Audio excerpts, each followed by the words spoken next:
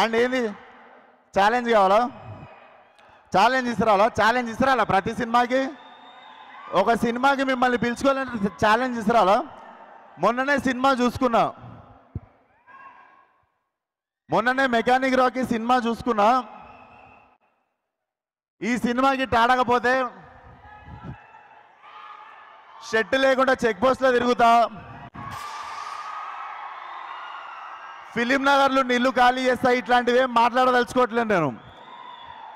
Cinema hit అయినా flop అయినా నా చొక్కా నా ఒంటి మీదనే ఉంటుంది, నా ఇల్లు జూబ్లీహిల్స్లోనే ఉంటుంది.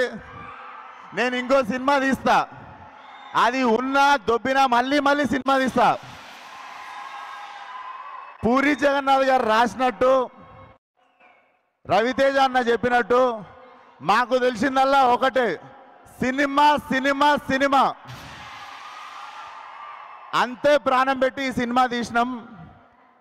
అండ్ నా వెళ్ళిపోమాకే అనే సినిమా తీసినప్పుడు చాలామందిని రిక్వెస్ట్ చేసుకుంటుండే షేర్ చేయమని, కొంచెం పబ్లిసిటీ చేయమని.